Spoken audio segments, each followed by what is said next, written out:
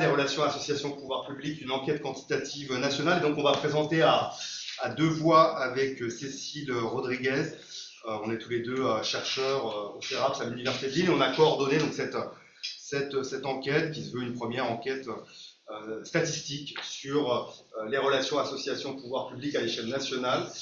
Voilà, et donc on présentera l'enquête en une vingtaine de minutes et puis ensuite on a proposé à un certain nombre de personnes de réagir aux résultats. Vous avez la liste ici sous les yeux. Pouria Amirchahi, député de Paris, ne peut pas être présent parmi nous finalement car il est retenu aux États-Unis du fait de différents politiques. En fait, il devait travailler un peu sur les questions d'autoritarisme là-bas et ça n'aurait pas plu au gouvernement américain. Ça n'est pas tout à fait étranger à notre sujet. Je crois que ça fait plusieurs jours en fait qu'il est retenu aux États-Unis sans pouvoir véritablement se déplacer. Il devrait pouvoir rentrer en France prochainement, mais il ne pouvait pas être là du coup ce soir. Il s'excuse. En tout cas, merci à tous ceux et celles qui sont présents parmi nous. Je les présenterai au moment de leur donner la parole, sachant donc que ce travail est précisément le fruit en fait, d'une collaboration entre l'Observatoire des libertés associatives rassemblé dans un projet financé par l'Agence nationale de la recherche sur les libertés associatives et que je co-dirige.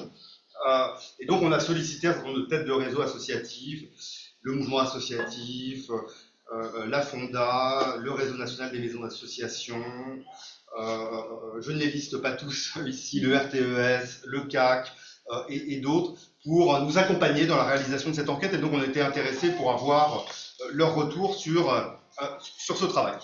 Alors pourquoi cette enquête? Au fond, j'irai assez vite ici. L'idée qu'il y a, et je pense que ça ne vous surprendra pas, un sentiment de crispation croissante des relations associations-pouvoir public depuis une dizaine d'années, qu'on a un ensemble d'indicateurs qui se sont multipliés ces dernières années, à la fois de par des cris d'alarme, on pourrait dire, du monde associatif de façon croissante sur ces questions, un ensemble de travaux de sciences sociales, je pense aux travaux menés par exemple par Simon Cotin-Marx, Thomas Chevalier ici présent, et puis il y a tout le travail qu'on mène depuis plusieurs années avec l'Observatoire des libertés associatives, et notamment le premier rapport qu'on avait publié en 2020 à partir de 100 cas d'associations qui avaient eu des conflits avec les pouvoirs publics. Je crois que ça a contribué à constituer cette question des libertés associatives en problème public. Mais immédiatement, quand on avait présenté ce premier rapport, en fait, notamment devant un parterre de députés assez diversifiés, il y avait une forme de réception un peu ambivalente de ce travail qui reconnaissait au fond la qualité du travail, le problème que ça soulevait, mais en même temps qui se posait une question de représentativité au fond. 100 cas, c'est sympa, mais qu'est-ce que ça représente véritablement sur le près de 1,5 million d'associations qu'il existe en France? D'où l'idée, en fait, qui nous travaillait depuis plusieurs années à l'Observatoire, de mener une enquête quantitative sur ces questions-là, avec l'idée que ça pourrait aussi potentiellement appuyer le plaidoyer des acteurs associatifs sur ces questions, et a fortiori qu'on avait aussi des questions entre nous sur qui étaient véritablement les associations les plus concernées, au fond, par cette question des restrictions des libertés associatives. Et donc c'est ça qu'on a essayé de faire avec cette enquête, pour objectiver qui sont les associations touchées par des conflits ou des tensions avec les pouvoirs publics, quels secteurs sont majoritairement concernés, quelles zones géographiques en particulier, quel type d'association. Un des enjeux de l'enquête aussi, c'était de mesurer la réception du contrat d'engagement républicain. On a là aussi des éléments qualitatifs, on avait peu d'éléments en fait un peu systématiques sur la façon dont ça avait été vécu et reçu par les associations. Vous verrez qu'on a des éléments intéressants, je crois, sur cette question-là. Et on a fait aussi le choix d'avoir un cadrage assez large, au fond, de cette question-là, en s'intéressant à la fois on pourrait dire, aux conflits les plus directs et manifestes entre les associations et les pouvoirs publics, mais également aux formes plus diffuses de ces crispations et aux formes de rappel à l'ordre et d'autocensure qui peuvent en découler. Et je passe tout de suite la parole à Cécile pour vous présenter un peu comment on a procédé pour cela. Alors concrètement, on a travaillé pendant quelques mois avec plusieurs têtes de réseau et activistes associatifs à la construction d'un questionnaire. Donc ce questionnaire, on l'a ensuite diffusé entre septembre et novembre dernier, grâce aux têtes de réseau et aux collectivités locales qui s'en sont fait le relais. On a reçu au total un peu plus de 2700 réponses complètes. Donc sur cette base-là des 2700 réponses, on a fait une sélection, déjà en retirant les quelques doublons à partir des noms et codes postaux, et on a fait le choix d'exclure les fédérations et les collectifs, donc je vous montrerai après à quel volume ça correspond. Donc en fin de compte, les analyses vont porter plutôt sur 2422 associations. Donc je peux poursuivre, ce qui est pas mal. Donc juste à titre indicatif, avant la sélection, parmi les répondants-répondantes, il y a eu 155 fédérations, 48 collectifs et 46 établissements ou sections. En termes de représentation sectorielle avant redressement, on a parmi les répondants un petit tiers d'associations qui travaillent dans la culture, un peu moins d'un tiers dans le sport, 20% dans l'humanitaire, social, santé qu'on a regroupé, puis les loisirs et 10% d'associations qui œuvrent dans le secteur de la défense des droits et des causes. En termes de représentativité régionale cette fois, alors malheureusement on a eu un tiers de non-réponse, donc c'est pas évident de faire un redressement dessus, j'y reviendrai après. Et puis on a des régions parfois assez peu représentées, ce qui conduit vraiment, Julien le rappellera après, à interpréter les résultats en termes de régions avec précaution. En ce qui concerne les redressements, sans être trop longue sur ces questions techniques, on voulait redresser les réponses en fonction du secteur d'activité, du statut employeur des assos et des implantations régionales, à partir des données de cadrage qui sont fournies dans le dernier rapport du paysage associatif français. Donc du fait des non-réponses, on a abandonné le redressement selon les régions. En ce qui concerne le caractère employeur, les assos qui ont répondu à notre questionnaire sont près de la moitié à être employeuses pour 10% dans le paysage associatif. Donc la distorsion est assez importante par rapport au paysage associatif. Donc on a fait le choix de ne pas retenir ce critère de redressement en fin de compte. Donc au final, les poids se répartissent entre 0,7 et 2,1. Donc c'est une dispersion assez limitée, avec un rapport maximum-minimum de 3, ce qui est raisonnable. On a donc redressé les associations employeuses d'un côté et les associations non employeuses de l'autre en fonction des secteurs d'activité. Et sur l'ensemble des associations, je pense que je vais passer à la suite, les différences finalement avec le global du paysage associatif sont assez faibles. On a une toute petite surreprésentation des assos de l'humanitaire, social, santé et une petite surreprésentation des associations de loisirs. On peut poursuivre. Donc, pour la suite de la présentation, on vous présentera les résultats et les réponses selon plusieurs critères caractéristiques des associations. Donc déjà, le caractère employeur, le volume de budget et les tendances en évolution.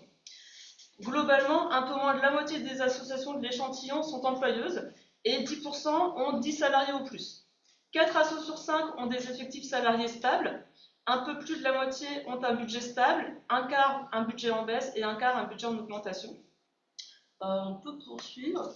Donc de la même façon pour le nombre de bénévoles et le volume des activités, une grosse moitié des structures qui ont répondu connaissent une stabilité, un petit tiers des augmentations et 13 à 18% voient leur activité et nombre de bénévoles baisser. Donc ça fait quand même beaucoup d'indicateurs. Donc pour synthétiser ces différentes informations, bon, ça fait un peu peur, mais on a construit une typologie sur la base d'une classification issue d'une analyse de correspondance multiple. Là, je vous ai présenté l'analyse de correspondance multiple. L'idée, c'est de voir un peu les pôles des associations. Donc les pôles, vous les retrouverez avec les chiffres en rouge. Donc le plus important à retenir, c'est vraiment la typologie qui s'appuie sur le volume et l'évolution du nombre de salariés et des budgets. Donc on peut passer à la suite. Donc pour synthétiser cette typologie, on a un bon tiers au global parmi les structures répondantes de petites structures sans employés, un petit quart, le numéro 3, d'associations qui connaissent plutôt une montée en charge, une montée d'activité, le numéro 2, un peu plus de 10% de structures en baisse d'activité, et une structure sur 5 qui est plutôt une grosse structure dont la moitié est stable et dont la moitié est en baisse d'activité. En fait, là, cette typologie, elle va nous servir un peu de grille de lecture pour les différentes réponses pour la suite. Et il y a juste 6% d'associations pour lesquelles on n'avait pas assez d'informations pour les faire rentrer dans cette typologie. Une autre grille de lecture qu'on s'est donnée pour lire les résultats concerne le caractère citoyen ou militant des assos. Concrètement, on leur a posé en particulier 3 questions qui s'affichent ici. Est-ce que vous avez organisé un débat, une conférence sur un sujet d'actualité ou politique durant la dernière année? Est-ce que votre association mène des actions de plaidoyer ou de défense des causes dans l'espace public? Et on a pris aussi le critère du domaine d'activité, défense des droits, des causes et des intérêts. Donc si on agrège les réponses à ces 3 questions, on trouve un peu moins de 30% des assos répondantes de l'échantillon qui sont dans le domaine du citoyen ou du militant et un gros tiers des assos employeuses qui sont citoyennes et militantes. Et on passe maintenant donc à la présentation des résultats à proprement parler. Pour peut-être juste rebondir sur ce que disait Cécile à l'instant, par tout ce travail, on a quand même réussi à avoir des chiffres relativement représentatifs de l'état du monde associatif aujourd'hui. C'était un des gros enjeux. On a embêté pas mal nos partenaires associatifs à l'automne dernier pour qu'on ait beaucoup de réponses qui permettent justement d'avoir un discours qui, voilà, une photographie qui corresponde à l'état du monde associatif aujourd'hui, notamment pour les associations employées. Alors, premier résultat en fait qui nous a un peu surpris, pour tout vous dire, c'est que globalement, les assos se sentent soutenus par les pouvoirs publics et estiment entretenir de bonnes relations avec les institutions, quelles qu'elles soient. Alors là, on le voit ici un peu par le graphe. Plus l'institution est proche, plus les gens déclarent de bonnes relations avec elle. Donc la commune est plébiscitée, à l'inverse, l'Europe. Voilà, mais dans l'ensemble, quand même, 80% des associations déclarent entretenir de bonnes relations avec les pouvoirs publics ou se sentir soutenues. Vous voyez, là, je passe un peu vite sur les chiffres, mais c'est quand même plutôt ce qui ressort et qui, de fait, en fait, indique des résultats assez ambivalents à notre enquête, puisqu'on va voir que malgré tout, il y a des problèmes. Alors, une des questions, justement, c'était les difficultés ci-dessous sont-elles limitantes pour votre association et sans grande surprise, c'est notamment les difficultés financières, en fait, qui sont beaucoup revenues, trop de temps consacré aux recherches de financement, près de 80% des répondants, obtenir des financements à des projets de long terme, obtenir des financements pour le fonctionnement de l'association, sentiment de dépendant à l'égard du financeur principal, conditions attachées aux appels à projets peut conduire à monter des projets éloignés du cœur de mission de l'association. C'est près de 65% des associations qui disent ça. Par exemple, c'est tout à fait, au fond, ça résonne avec le récent rapport du CESE sur les financements des associations. C'est au cœur des préoccupations du monde associatif, a fortiori pour les associations citoyennes qu'évoquait à l'instant Cécile, donc celles qui ont des formes d'intervention dans l'espace public, qui déclarent davantage de difficultés financières en particulier. Malgré tout, d'autres difficultés sont remontées, et notamment des formes de rappel à l'ordre institutionnel qui sont mentionnées, par exemple sur les difficultés à conduire son projet associatif du fait de rappel à l'ordre institutionnel. 21% des associations en déclarent, et davantage encore pour les associations citoyennes. Et donc on voit bien que d'autres difficultés commencent à poindre, au-delà simplement des difficultés un peu structurelles, de manque de financement ou de manque d'autonomie liée à la structure des financements. Alors c'est là où on en vient, en fond, on va dire, à la question plus spécifique des libertés associatives, et que permet un peu de documenter précisément notre enquête. Un des enjeux, c'était de voir en fait quelle est la part des associations qui déclarent avoir connu des sanctions de la part des institutions ces dernières années, du fait de certaines actions ou prises de position qui ont pu déplaire au pouvoir public. Et donc, il y a près de 10% en fait, des associations qui déclarent des sanctions suite à des prises de position ou des actions qui ont déplu au pouvoir public. Ça monte à 17% pour les associations citoyennes, ce qui montre aussi quand même qu'il n'y a pas que les associations qui se vivent comme militantes, pour le dire comme ça, qui sont concernées par la restriction des libertés associatives et par des sanctions institutionnelles. C'est davantage le cas, mais ce n'est pas uniquement le cas. Quel type, au fond, d'actions d'activités associatives sont sanctionnées? Prise de position ou signature de pétition en numéro 1, prise de position lors de rencontres publiques, le fait de l'identité des membres de l'association, participation à des manifestations, organisation d'un débat, choix d'un partenaire, choix d'un invité ou d'un conférencier. On a un peu toute la gamme des sanctions qui sont regroupées. Il y a des variations régionales. On retrouve tout en haut de la liste PACA, voilà, avec presque 2 fois plus en fait, de sanctions qui sont déclarées. Malgré tout, Cécile le disait, ces chiffres sont à prendre avec une certaine précaution parce que les effectifs en fait, de répondants là, sont assez modestes. Bon, ça donne un peu une note d'ambiance, pour le dire comme ça. Il ne faut pas peut-être trop durcir ces chiffres-là, mais ça donne des choses. Je ne suis pas convaincu qu'en Auvergne-Rhône-Alpes tout se passe bien, et malgré tout, ils sont tout en bas du classement ici, donc une certaine précaution dans ces résultats. Autre question qui nous intéressait tout particulièrement, c'était la question du contrat d'engagement républicain, où là on a aussi des indications assez intéressantes qui ressortent. Et ce qui ressort quand même dans l'ensemble, pour le dire d'emblée, c'est que le CER n'est pour la très grande majorité des associations pas une question. Bon, il peut y avoir des sentiments un peu variés. La majorité déclare en fait l'avoir signé parce que c'était une obligation pour obtenir un financement ou un agrément. Seuls 16% déclarent l'avoir signé à contre-cœur, ce qui pourrait indiquer que 85% ce n'est pas le cas. Et 30% déclarent que, à leurs yeux, le CER est une bonne chose pour le monde associatif. Et donc, à certains égards, ces éléments disent des choses de l'état du monde associatif et peut-être de mise à distance de la vie civique, peut-être. 28% considèrent malgré tout que le CER constitue une forme de défiance à l'égard du monde associatif, mais 14% considèrent que c'est un dispositif utile, 15% que c'est un dispositif anecdotique, et 34% que n'ont pas d'avis sur la question. Surtout, peut-être l'élément le plus intéressant sur le CER, c'est que la très grande majorité des gens considèrent que le CER n'a pas eu d'incidence sur les relations avec les institutions. Il n'y a que 2% qui considèrent que c'est le cas, avec de légères variations. Quand même, les associations citoyennes considèrent que ça a eu plus d'effets, et les plus grosses associations qui ont davantage de relations financières avec les pouvoirs publics considèrent que ça a eu des conséquences, mais c'est quand même tout à fait minoritaire. Sur les effets que ça a pu avoir, et notamment l'accentuation d'un phénomène d'autocensure, ça existe, mais c'est pas massif, en tout cas moins qu'on pouvait en faire l'hypothèse. Environ 9% considèrent que ça a accentué des phénomènes d'autocensure, là aussi davantage chez les associations citoyennes ou chez les plus grosses structures ou qui dépendent le plus de financement public. Il y a malgré tout voilà, des actions ou des prises de position qui n'ont pas été poursuivies du fait du CER. 3%, c'est pas énorme non plus. C'est en réalité, et j'enchaîne sur la question de l'autocensure, beaucoup moins important que ce qui constitue probablement le résultat le plus frappant, il me semble, de cette enquête, qui est l'ampleur de l'autocensure, au fond, qui touche le monde associatif aujourd'hui, puisque près de 27% des associations dans leur ensemble déclarent s'autocensurer et 41% des associations citoyennes. Qu'est-ce qu'on entend par autocensure associative? C'est le fait de ne pas poursuivre certaines actions ou prises de position, ne pas ou plus mener certaines actions, ne plus tenir certaines positions pour se prémunir de sanctions éventuelles.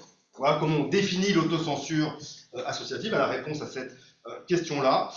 Et donc 27%, donc plus d'un quart des associations déclarent s'autocensurer pour éviter des sanctions. Et donc c'est là la liste en fait reprend assez clairement celle qu'on évoquait tout à l'heure, des prises de position ou des pétitions qui ne sont pas ou plus signées, des prises de position lors de rencontres publiques, participation à des événements, l'organisation d'un débat, l'identité des membres ou des relations qu'on peut avoir par ailleurs. Donc on a toute la gamme aussi des actions, des prises de position qui sont abandonnées pour éviter des conflits potentiels, et c'est des choses qu'on pourra creuser aussi via les indications, les commentaires plus qualitatifs qu'ont laissé les répondants pour donner un peu de grain à moudre de ce point de vue-là. C'est un des éléments qui est intéressant dans l'enquête parce que, au fond, cette question de l'autocensure associative et donc des effets diffus sur une bonne partie du monde associatif, de la restriction des libertés, était quelque chose qu'on avait du mal à objectiver jusque-là. Alors je ne dis pas qu'on a fait complètement le tour de la question, mais là on commence à avoir des indications un peu plus précises sur l'onde de choc des libertés associatives et des sanctions les plus directes. Au-delà de ceux qui sont directement concernés, il y a des effets un peu indirects. Dernier point en termes de résultats, on a essayé d'agréger un peu tout ça avec un indicateur de censure associative ou de restriction des libertés associatives. Peut-être que Cécile, tu peux nous expliquer tout ça. Oui, alors on s'est essayé à la construction de cet indicateur. Alors c'est très exploratoire et donc c'est vraiment ouvert à la discussion. Donc sur ces trois niveaux, on retient le chiffre le plus élevé pour chaque association d'après ce qu'elles ont déclaré. Donc 0 si l'association n'a rien signalé, 1 si elle signale une forme d'autocensure, 2 si elle déclare un rappel à l'ordre et 3 une sanction. Et puis, pour chaque caractéristique retenue, on fait la moyenne pour les différents groupes. Donc, ce qu'on note déjà, c'est une exposition plus importante des associations militantes. Donc, on a une moyenne de 1 pour une moyenne de 0,43 pour les autres. Ensuite, selon la structure économique, les plus grosses structures en termes de budget, de nombre de salariés, sont les plus exposées aussi. Ensuite, sur la slide suivante, En ce qui concerne les secteurs, donc on retrouve les secteurs de l'action caritative humanitaire et de la défense des droits et des causes et de la santé qui rencontrent les scores les plus élevés. Et en termes de régions, alors toujours à prendre des pincettes, comme tu disais, on restera sur la note d'ambiance. Les régions PACA, Hauts-de-France et Pays de la Loire rencontrent les moyennes les plus élevées sur cet indicateur assez exploratoire dont on peut discuter. On voit que Auvergne-Rhône-Alpes remonte. Et on a un truc sur les effets éventuellement de... Non, bah, ok. Alors, quelques mots de conclusion pour ensuite pouvoir discuter de tout ça. Donc, ce qui se dégage de l'enquête, c'est que les atteintes aux libertés associatives et les conflits directs avec les pouvoirs publics ne concernent qu'une minorité d'associations, un peu moins de 10%. La majorité des associations déclarent entretenir de bonnes relations, malgré des difficultés financières croissantes. Et au fond, le gros du monde associatif n'a que peu de problèmes pour mener à bien son projet associatif, si ce n'est de vouloir bénéficier de davantage de moyens ou plus pérennes.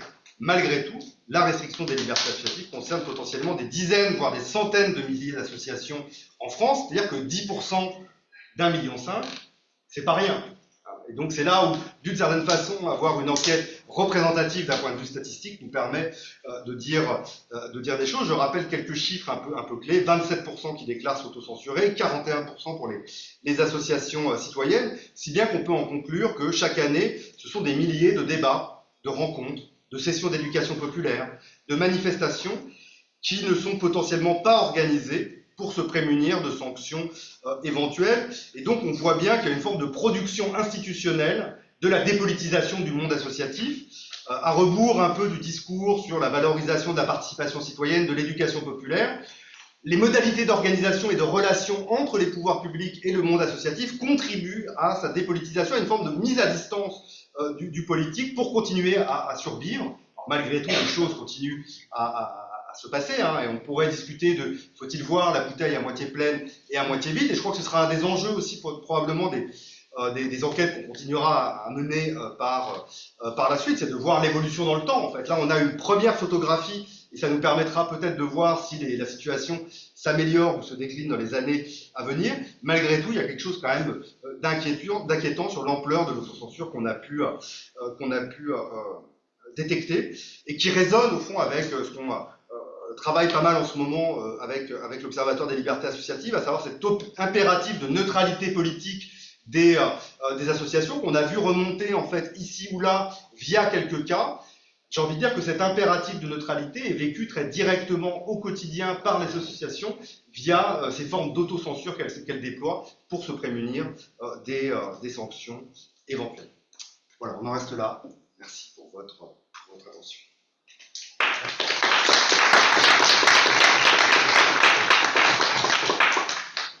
Et donc l'idée maintenant, c'était qu'on puisse un peu discuter avec un panel diversifié de personnes que je remercie une fois de plus. Et on commence donc avec Nathalie Théiot, présidente de la Ligue des droits de l'homme. La consigne était assez simple, au fond, c'était de voir dans quelle mesure ces résultats vous étonnent ou résonnent avec votre expérience et les constats que vous pouvez faire depuis l'organisation où vous vous situez, et puis aussi dans quelle mesure ça peut nourrir des réponses au fond aux difficultés qu'on a essayé de pointer ici. Merci beaucoup. Et alors oui, je suis déjà étonnée par la position effectivement de l'Auvergne-Rhône-Alpes, j'avoue. Parce que quand même il nous revient des difficultés de terrain, donc c'est effectivement étonnant, mais ça prouve aussi que ça n'a pas forcément été bien répondu. C'est un problème de réponse, c'est pas tant en fonction de ce qu'on a. Non, mais c'était plutôt une touche d'humour, ce que je fais là. Ça renvoie effectivement à la question de la neutralité et je dirais même de la neutralisation de tout ce qui est corps intermédiaire. Je sais que c'est pas extrêmement joli comme terme, mais c'est pour vous situer le fait que c'est pas seulement la question associative. Là, on parle de ça, mais il faut bien se rendre compte que c'est aussi la réalité pour les syndicats qui ont également plus de difficultés à exister, à jouer leur rôle, parce que eux aussi ont un rôle à jouer dans l'entreprise. Et donc on a la dévitalisation en réalité du propos politique qui serait porté par un collectif, puisque s'associer, c'est finalement un rôle citoyen, c'est-à-dire être ensemble pour agir. Et donc, quelle que soit d'ailleurs hein, l'action qu'on veut mener, mais c'est agir et parler, et débattre. Et donc, ça veut dire qu'on a une dévitalisation qui est montrée à travers cette poussée vers la neutralisation.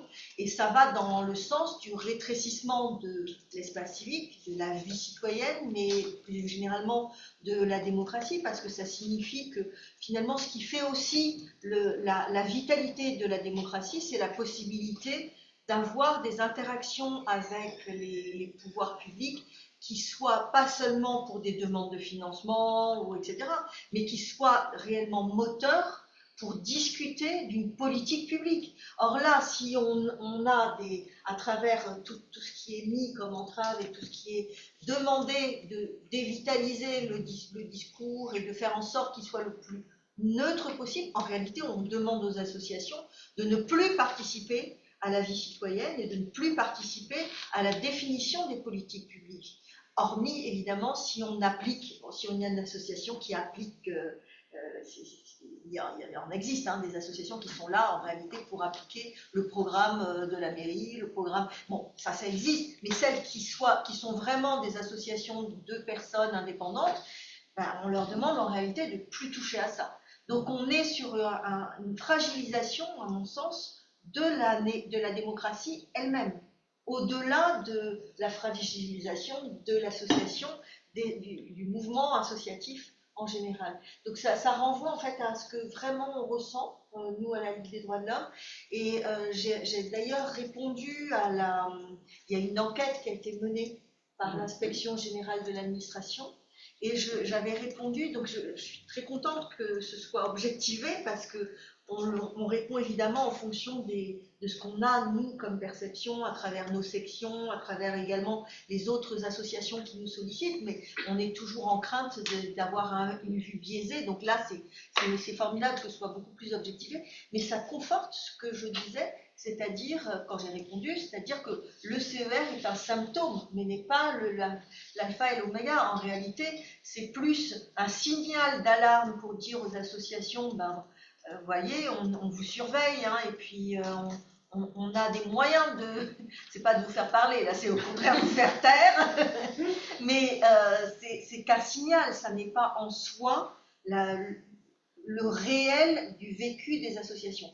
Je sais que quand j'avais répondu ça, j'ai eu beaucoup de questions après sur ce point-là, parce que il leur semblait au départ que c'était plutôt le CER, le contrat d'engagement républicain, qui était vraiment ce sur quoi il fallait focaliser. Et j'ai dit, en fait, non, il faut plutôt focaliser, notamment sur les règlements, par exemple, des maisons de vie associative, règlements qui dévitalisent en disant il ne faut plus avoir d'activité ni syndicale, ni politique, ni quoi que ce soit. Enfin, taisez-vous, quoi.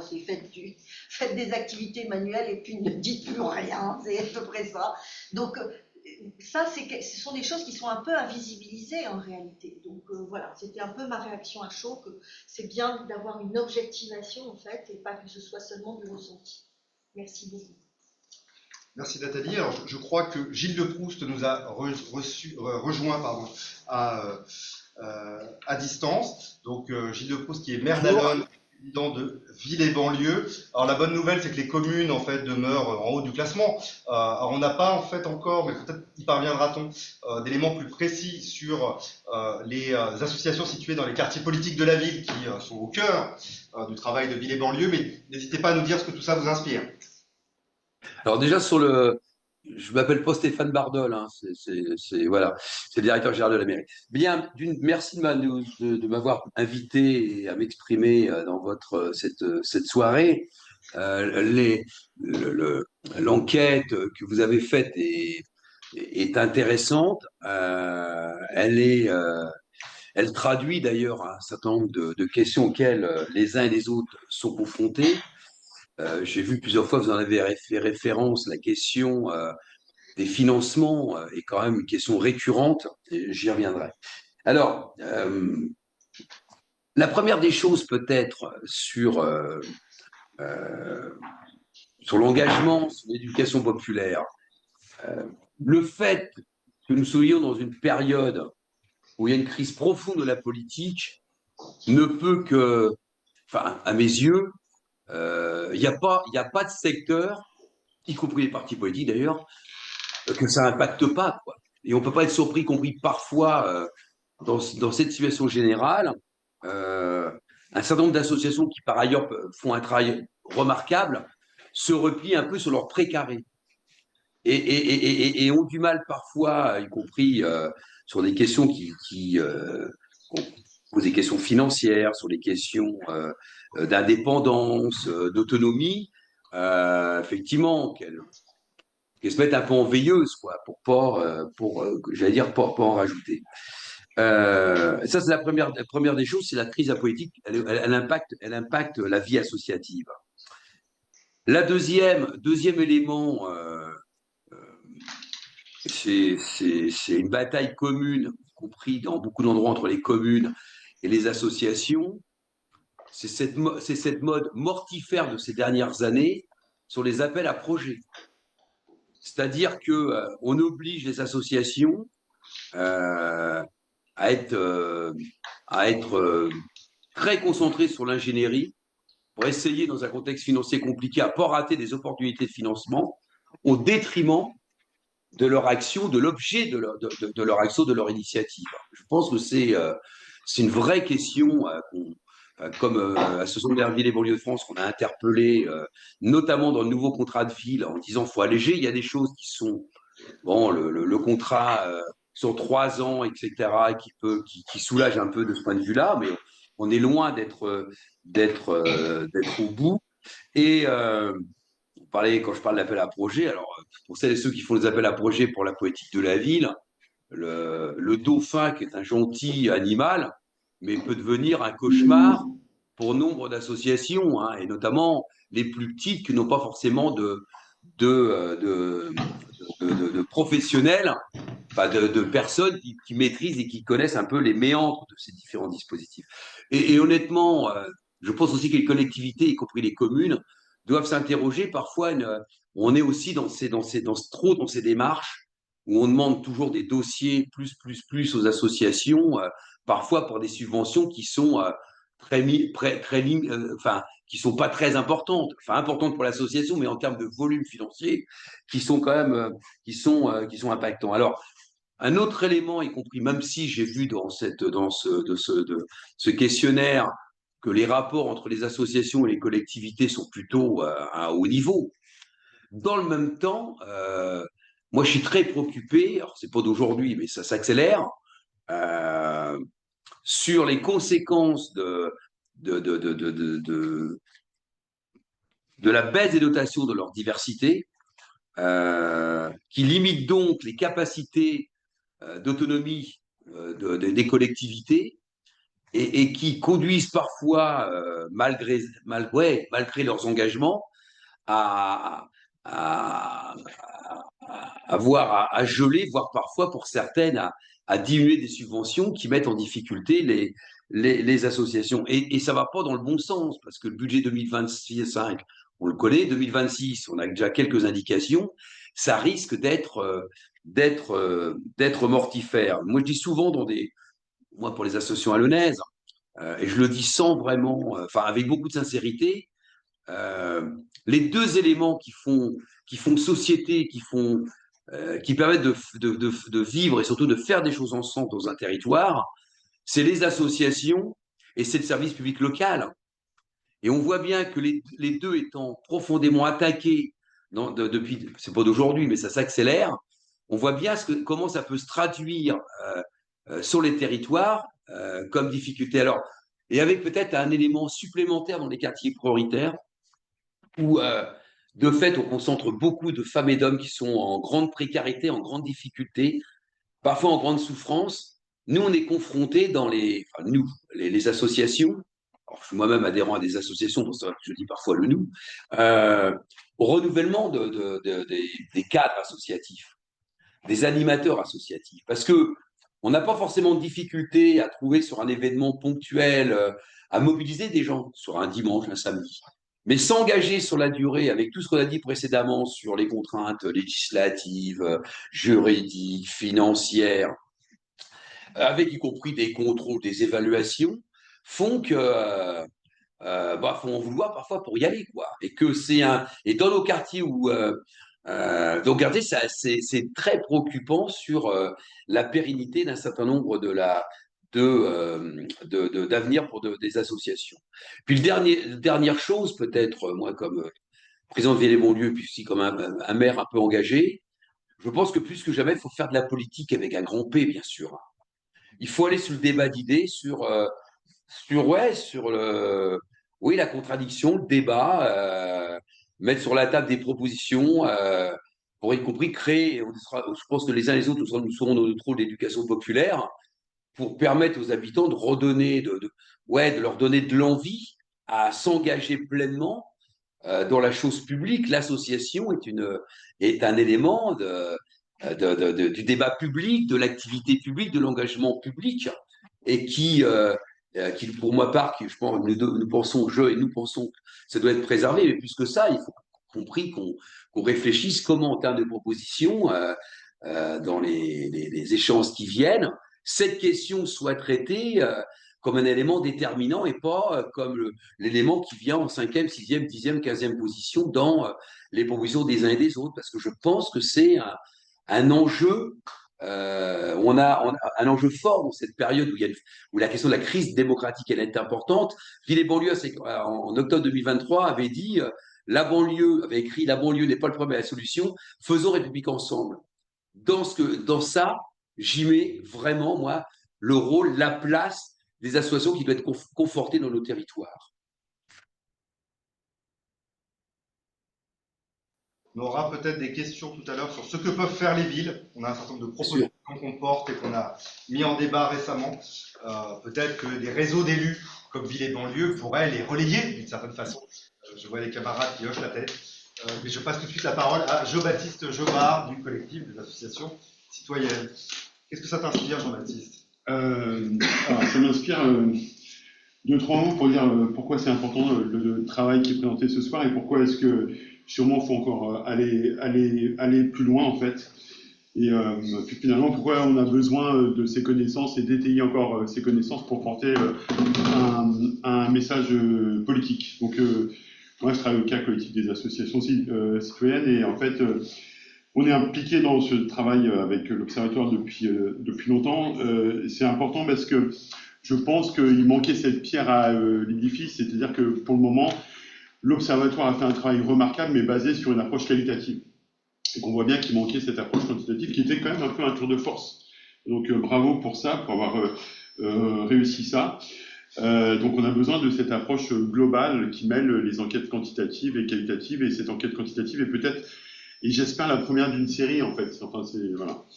Peut-être situer en fait que pour nous cette enquête finalement elle prend place, c'est une pièce du Pulse qui permet d'en savoir plus sur le monde associatif et de porter mieux en fait un certain nombre de messages. Et les autres pièces du Pulse auxquelles je pense, mais c'est des pièces qui ont été apportées récemment, c'est d'autres enquêtes qui viennent compléter en fait ce paysage-là. Alors en premier lieu, je pense évidemment à l'enquête du CESE, c'est-à-dire que avant de rendre son avis, le CESE, avant donc de rendre ce rapport sur une urgence démocratique, le financement des associations une urgence démocratique, ils ont fait aussi une enquête qui a quand même eu 13 000 contributions. Et je le dis parce que en fait, je crois que c'est complètement inédit à l'échelle du CESE. Et que ça dit plein de choses aussi de la nécessité de créer des espaces de parole pour le monde associatif. Il y a eu aussi, alors, dans une moindre mesure peut-être, mais une enquête de l'opération Milliard récemment sur les besoins de financement du monde associatif. Et puis il y a eu aussi cette étude flash lancée ces derniers mois par le mouvement associatif, le RNMA et Exopé, qui ont permis en fait, tout ça permet d'avoir une approche assez fine en fait, et que nous, on aborde sous l'angle évidemment de ce qui a créé le CAC, c'est-à-dire la lutte contre la marchandisation, avec ce double regard qu'on porte avec l'Observatoire de la marchandisation du monde associatif. Donc on vient de rendre notre deuxième rapport, qui s'appelle Un monde associatif à la croisée des chemins. Et pour moi, ça résonne très très fort avec notamment ce que disait Gilles Lecrousse tout de suite, là, sur les appels à projets, etc. C'est-à-dire qu'en fait, on voit bien que avec cette double approche, on est pris dans un étau avec ces deux mâchoires qui sont à la fois la marchandisation et puis la répression, puisqu'on peut parler maintenant de répression de manière, j'allais dire, décomplexée. Donc moi, je pense que cette alliance entre universitaires et acteurs, et là on voit qu'il y a eu beaucoup d'acteurs associatifs autour de la table, il y en a un certain nombre ce soir, elle est vraiment importante, et j'appelle de mes voeux une enquête qui permettrait de voir l'évolution en fait de ces chiffres-là, parce que j'ai l'impression que tous les mystères sont pas encore levés. Pour moi, il reste un mystère, par exemple, auprès du CER, le contrat d'engagement républicain. C'est vrai que les chiffres m'étonnent un peu. Moi, mon hypothèse, c'est que le CER, quand il est connu, est mal connu. C'est-à-dire qu'en fait, tout le piège du contrat d'engagement républicain, c'est de, comment dirais-je, il paye pas de mine, ce contrat d'engagement républicain, quand on le regarde. Et en fait, le véritable piège, il n'est pas dans les lignes du contrat d'engagement républicain, il est plutôt dans ses silences et entre les lignes. Et donc, il y a tout un travail, en fait, considérable à faire, je pense, encore de pédagogie et de décryptage sur cet outil de répression, puisque ça en est un. Et peut-être que si on fait ce travail-là, on verra les chiffres évoluer aussi. Voilà. Je pense que tout le mystère n'est pas levé aussi. Moi, ça me donne très, très fortement envie de voir, à côté de ce qu'en pensent les associations, ce que pensent les agents des collectivités publiques qui sont en rapport avec les associations. Et donc, je ne sais pas comment procéder, c'est vous les spécialistes, mais ça appelle aussi à compléter ce regard par ce type d'acteurs. Pour finir, peut-être sur moi, le message politique qu'il faut continuer à porter avec cette enquête et grâce à cette enquête, c'est un peu ce que disait Gilles Le Proust en évoquant l'importance de la contradiction. C'est-à-dire que, en fait, le message politique, il est extrêmement simple pour nous. Ça veut dire la subvention, ça ne doit pas rimer avec la soumission. Voilà. Donc, moi, j'ai tendance à voir quand même le verre à moitié vide ce soir. J'ai tendance à trouver quand même un certain nombre de chiffres assez inquiétants, même si il y en a un certain nombre qui font quand même, le chiffre important de 80% d'associations qui déclarent avoir des bonnes relations avec leur collectivité publique, c'est relativement surprenant, c'est à creuser sûrement. C'est-à-dire que je pense qu'effectivement, c'est à mettre en regard d'un certain nombre d'indicateurs qui montrent quand même que oui, il y a des bonnes relations, mais c'est au prix quand même d'une certaine dénaturation du projet associatif initial. Et ça, c'est vraiment très, très important. Ça rejoint cet enjeu de mettre au jour ce qu'est l'autocensure, ce que commence à faire cette enquête. Mais il faut continuer ça, parce que pour moi, le véritable ennemi politique, en fait, du monde associatif, c'est précisément ça, c'est l'autocensure, et c'est la résignation, en fait, d'un certain nombre de citoyens qui renoncent à intervenir alors qu'on a besoin de toutes les initiatives par rapport aux défis qu'on a, et que ces initiatives ne peuvent évidemment pas prendre que la forme d'entreprises lucratives. Il faut garder une force au monde non lucratif pour garder au propre comme au figuré une société respirable. Et donc, je pense que moi, je retiens quand même beaucoup de cette enquête, un certain nombre d'éléments assez inquiétants malgré tout. Voilà. Merci Jean-Baptiste. Est-ce que la Fonda est inquiète également? Je vais juste le faire parce que c'est coincé.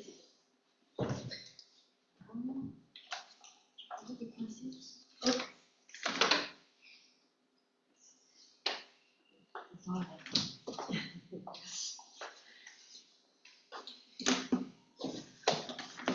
La Fonda est inquiète.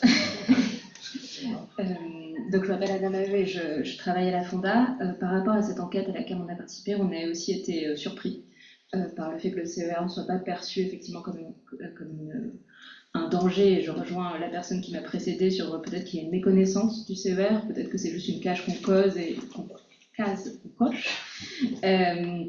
Mais il nous semble que ce qui nous intéressait beaucoup dans cette enquête, c'est vraiment cette idée qu'il faut penser la liberté associative en même temps que la marchandisation des associations, que effectivement les associations depuis un certain nombre d'années ont été enfermées progressivement dans une logique de service rendu, et nous pensons que c'est profondément délétère, déjà parce que ça met en compétition les associations qui se retrouvent à être dans des logiques de prix cassés les unes par rapport aux autres, et ça déjà, ça fait de fait pour les bénéficiaires des services de moins bonne qualité, mais aussi ça dévoie totalement ce qu'est une association. Une association, c'est plus de 2 personnes qui se rassemblent pour produire de la connaissance, pour produire de l'intelligence, pour juste grandir ensemble et développer leur pouvoir d'agir. Le fait qu'on se retrouve avec des associations qui soient le bras armé de l'État, pour nous, c'est profondément inquiétant. Aussi parce que ça va créer un monde associatif à 2 vitesses, entre les associations qui seront jugées essentielles et celles qui seront jugées non essentielles par l'État. Et on ne sait pas qui sera l'État prochainement. Et ça, c'est vraiment quelque chose qui nous inquiète, et on est plutôt rassurés par le fait qu'il y ait de nombreux acteurs, je pense au mouvement associatif, à la Ligue de l'enseignement, au Pacte de pouvoir de vivre, qui sont en train de monter des groupes de travail respectifs sur comment est-ce que le monde associatif peut faire alliance, parce qu'il va falloir se défendre potentiellement. Donc cette enquête nous semble extrêmement utile pour son côté quantitatif, pour dire que vraiment les associations s'autocensurent et que c'est un danger par rapport à leur innovation démocratique. Pourquoi est-ce que les citoyens n'arrivent plus à prendre la parole? Et la Fonda a lancé un exercice prospectif à l'horizon 2040, où on a demandé à des acteurs associatifs comment est-ce qu'ils voyaient le développement du monde associatif. Et l'un des scénarios qu'on avait identifié était le scénario de l'engagement administré, avec ce rôle sur lequel on se dirige de plus en plus, avec vraiment un État qui utilise l'engagement comme un vivier. Et on pense qu'il faut vraiment que ça va avoir des conséquences extrêmement négatives, notamment sur la crise des bénévolats qui a été mentionnée auparavant. Des personnes qui veulent devenir fonctionnaires, en général deviennent fonctionnaires, ils ne deviennent pas présidents d'associations pour faire le travail de l'État. Donc, qu'est-ce qu'on pourrait mettre en place? Encore une fois, les associations peuvent faire alliance, peuvent rejoindre les collectifs déjà existants, mais même si le sévère n'est qu'un symptôme, ce serait pas mal de l'abroger. Ce serait un premier pas vers ce que nous appelons, c'est-à-dire sortir de la défiance par rapport aux associations. Le monde associatif n'est aussi fort que sa diversité. Avoir que des associations A, B, C, D qui appliquent le programme politique d'une commune, d'une région ou au niveau national, ça nous fera peut-être des associations performantes, mais ça ne fera pas des associations robustes. Et dans le monde vers lequel nous nous dirigeons, qui est quand même un monde à 4 degrés, avec un vieillissement démographique galopant et des besoins sociaux qui sont de plus en plus importants, du fait notamment de la montée de la précarité, avoir des associations qui sont diverses, qui répondent à chaque endroit en fonction des besoins et des envies des citoyens, pour nous, ça me semble fondamental. Et c'est vraiment la mise en concurrence des associations qui est déjà mise en place ne va pas rendre ce système plus robuste, il va le pousser à s'autodétruire. On pense sincèrement que les associations font vivre la démocratie quotidiennement, et je trouve très intéressant que l'enquête s'intéresse spécifiquement aux associations citoyennes, mais le fait que des clubs de sport existent dans toute leur diversité, c'est aussi une façon de faire vivre la démocratie, et il nous semble très intéressant du coup de continuer à travailler sur ces questions-là de quelles sont les associations, comment est-ce qu'elles pensent leur rôle dans la citoyenneté, est-ce qu'elles se repolitisent, ce que nous appelons nos vœux. Et encore une fois, sur ce que nous attendons, ce serait d'avoir des relations pouvoir public et État, pouvoir public association, qui soient basées sur la confiance, basées sur une reconnaissance des spécificités du monde associatif. Donc ne pas penser les associations, encore une fois, dans une possibilité de service rendu, mais comme des espaces de démocratie à part entière. Merci Anna. Alors, on pourra peut-être avoir un débat sur le CER après, parce qu'effectivement, le poursuivre, hein, parce que moi, c'est pas parce que je pense que pas mal d'associations trouvent ça anecdotique que ça veut dire que le CER, ce serait bien, en fait. Mais en même temps, je trouve que ça dit des choses de l'état du monde associatif, en fait, malgré tout. Et ça nous interpelle, d'une certaine façon, nous qui sommes pour beaucoup mobilisés, en fait. Je passe tout de suite la parole. Fabrice Roy de l'Institut français du monde associatif. Merci Julien. Merci pour cette enquête qui est révélatrice de nombreuses choses. Nous effectivement, on s'est penché sur cette enquête et puis on a quelques observations à faire. Notre mission à l'Institut, c'est de renforcer la connaissance du monde associatif. On a la conviction que la recherche est nécessaire à la compréhension de la contribution du monde associatif à la société et à la démocratie, notamment dans son articulation à la puissance publique.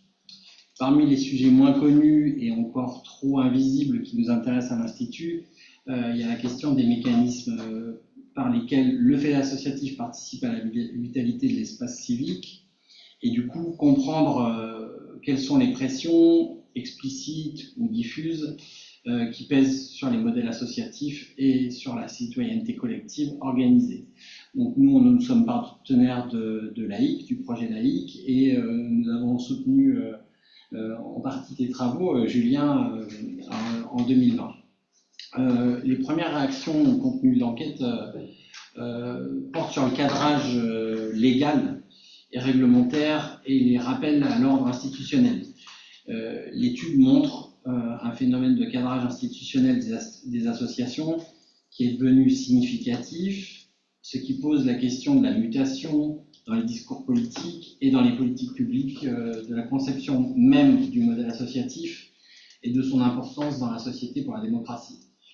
À travers des travaux européens et internationaux auxquels on a aussi participé, on a observé plusieurs faits et phénomènes importants qui résonnent avec ce premier résultat d'enquête. La première observation qu'on a, c'est que la loi de 1901,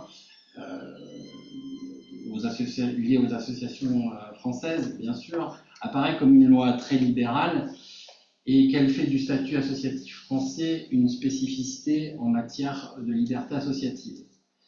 C'est une spécificité à connaître, à reconnaître et à préserver.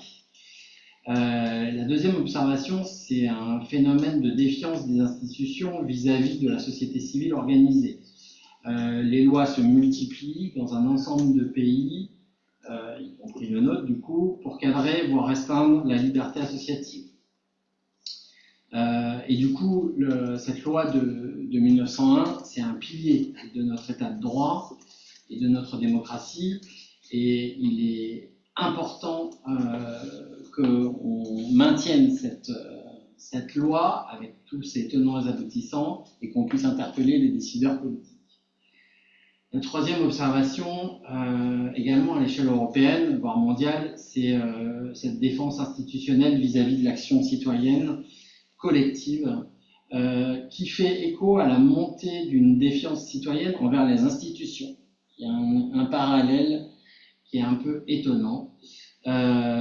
Et c'est sans doute là un des symptômes de notre crise démocratique. Or, les sondages montrent une chose, c'est que les associations sont plébiscitées en France par les citoyens comme des corps intermédiaires de confiance.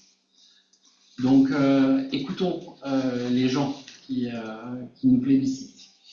Il y a donc un enjeu politique à reconnaître les associations en tant que corps intermédiaire de confiance, comme des remèdes à la crise démocratique, plutôt que comme un danger qu'il faudrait contrôler. Ça a été déjà dit précédemment, mais je le répète ici.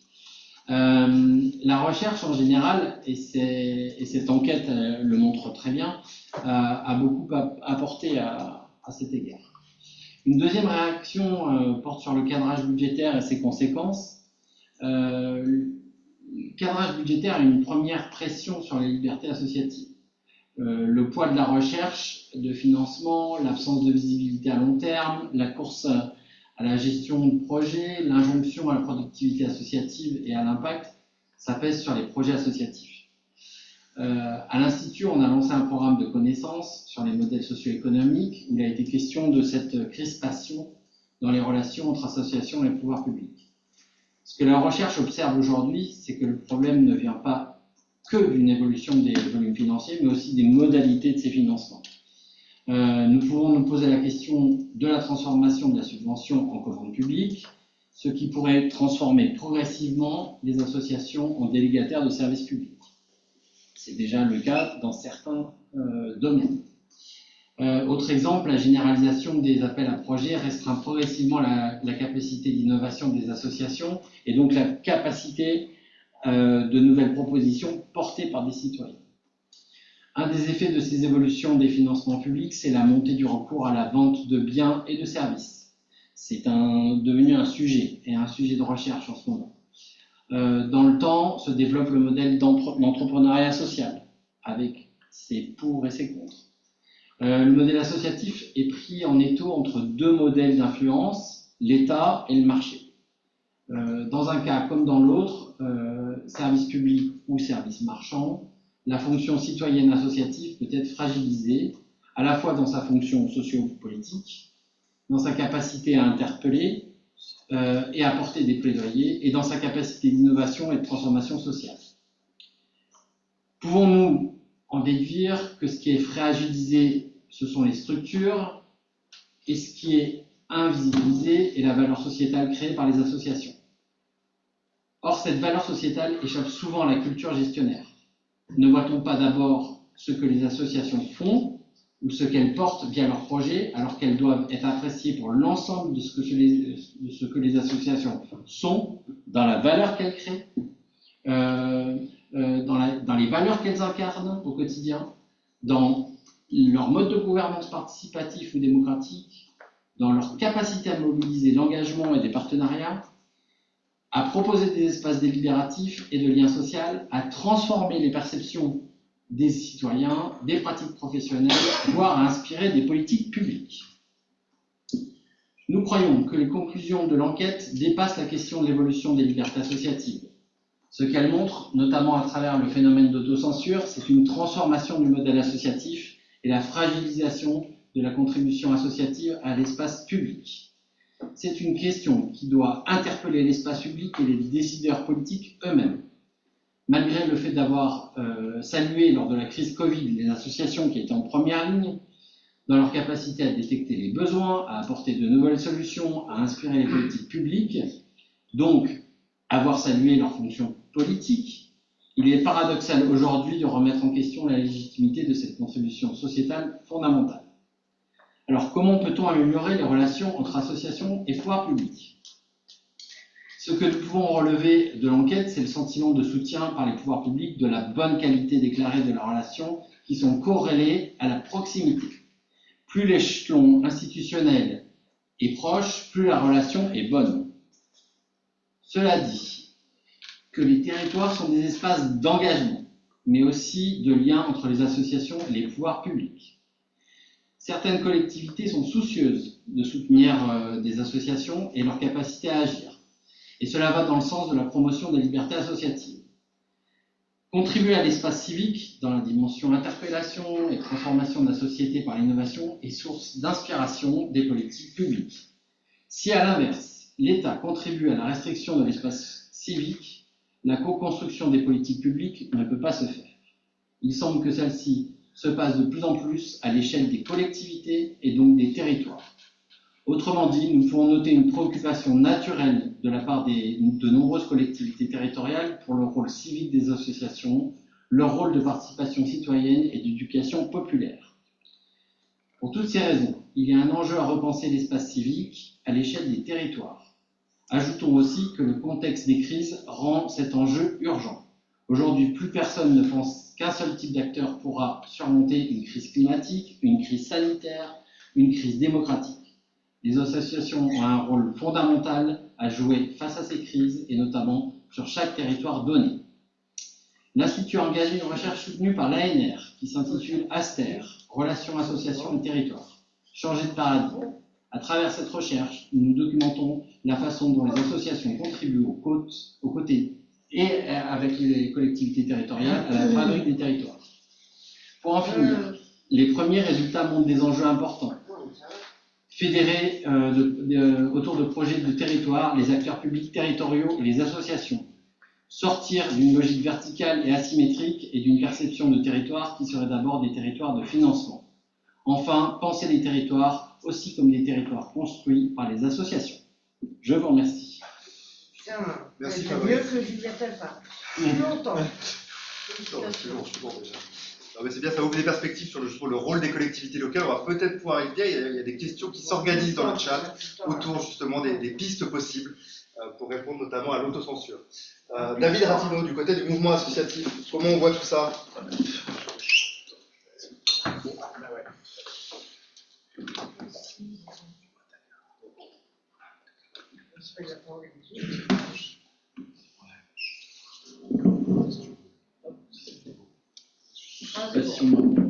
Ça a l'air d'être bon. Merci du coup de nous avoir invités côté mouvement associatif. Merci pour cette étude. Pour nous, en tout cas, il y a il y a plusieurs choses qui sont importantes. Déjà, le fait d'avoir une étude quantitative sur ce sujet, c'est quand même un point central. Nous, on a un peu pour objet à la base de dialoguer avec les pouvoirs publics, et quand on parle souvent du sujet des libertés associatives, quand on parle de contrat d'engagement républicain, mais je vais y revenir un peu plus dessus après, on me dit souvent oui, mais le contrat d'engagement républicain, après tout, c'est 10 cas en 2 ans, et est-ce que c'est vraiment un sujet central? Et à ce titre-là, nous, ce qu'on a toujours envie de répondre, c'est oui, mais en même temps, ça génère énormément d'autocensure, et on n'a rien pour le qualifier. Et ça, je pense que c'est déjà un des premiers points, un des points les plus importants déjà de l'enquête, c'est d'avoir réussi en tout cas à mettre des chiffres sur cette question de l'autocensure. Je voulais faire un petit écart, mais dans mon passé professionnel, j'ai travaillé sur les questions de la lutte contre les discriminations, et je trouve qu'il y a quelque chose qui se retrouve un petit peu par rapport à cette question de l'autocensure et des libertés associatives, dans le sens où souvent, quand on travaille sur la question de la lutte contre les discriminations, on a parfois une espèce de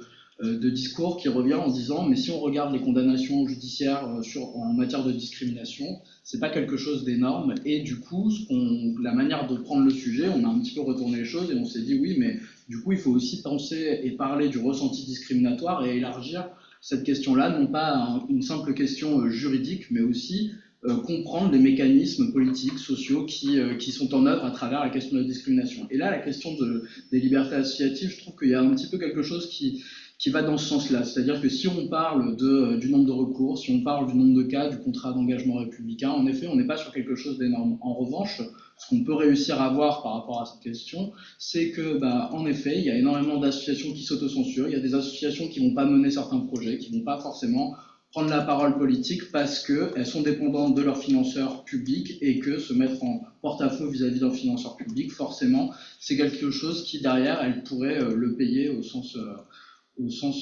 propre même.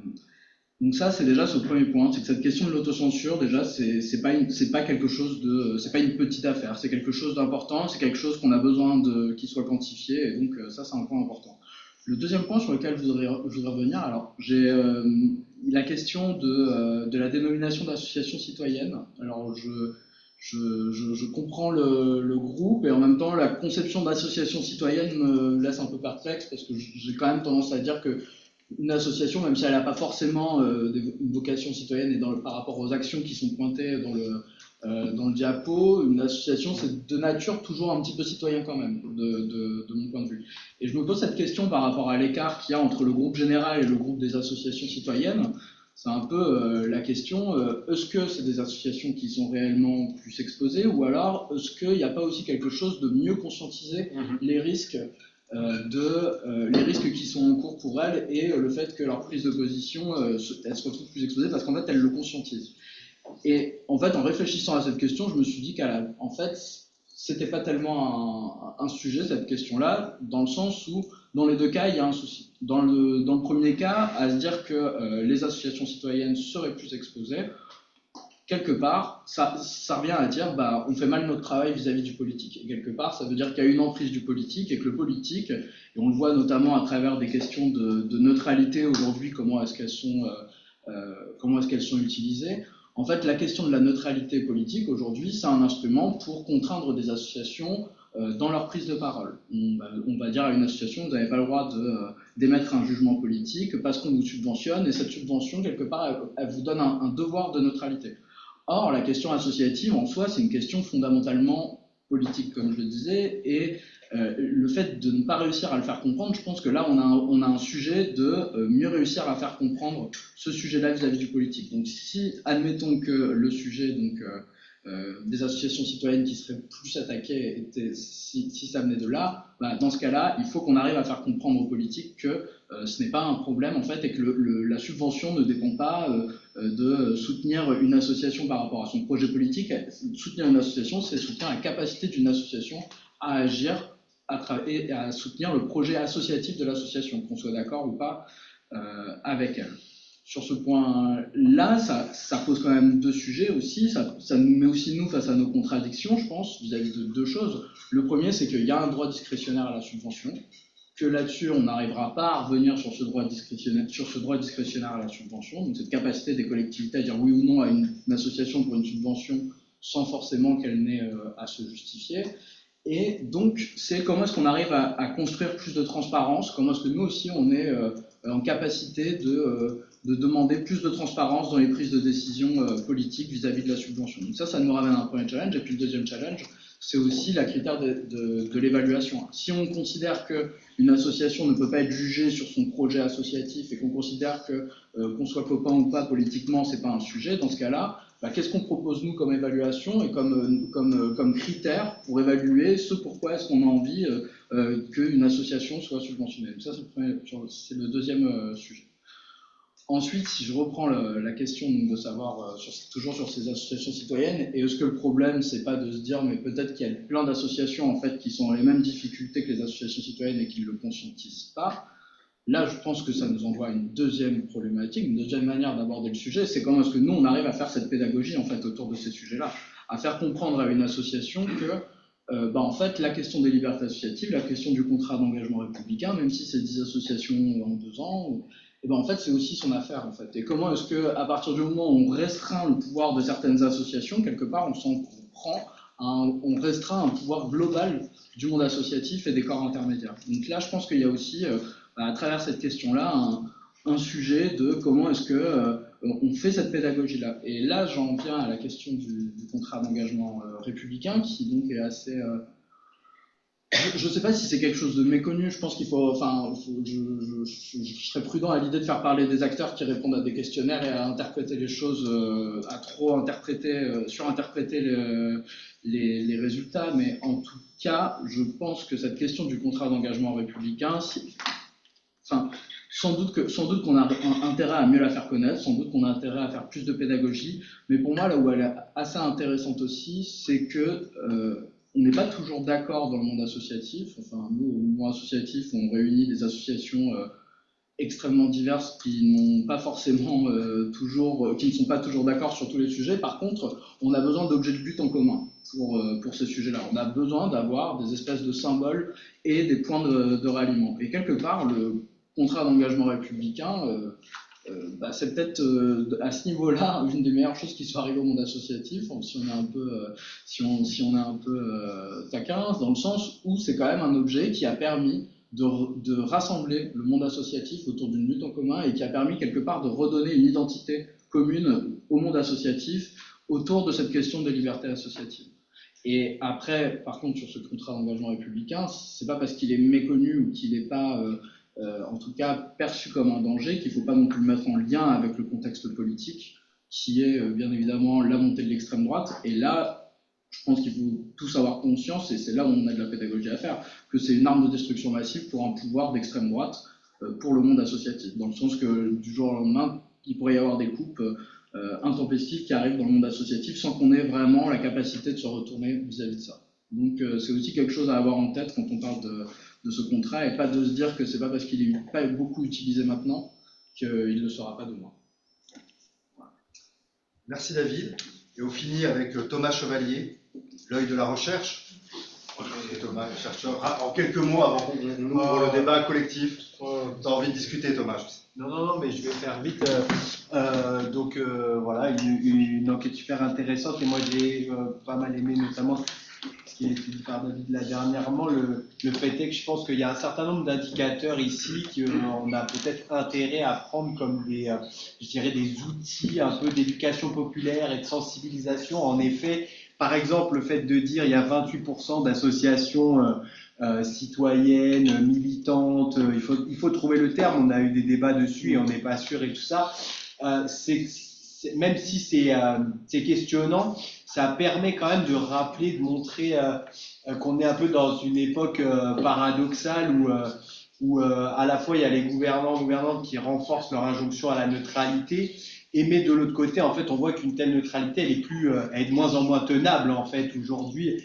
En tout cas vis-à-vis des multiples attaques envers ce qui constituait jusque-là, pensait-on, un socle de valeurs, de principes communs, notamment autour de l'idée des droits. Donc aujourd'hui, voilà un indicateur qui permet de rappeler aux assos qu'elles auraient maintenant de plus en plus à choisir en fait entre renoncer à ce socle de droits ou assumer un point de vue voilà, militant, de fait, politique, qu'on fait de la politique.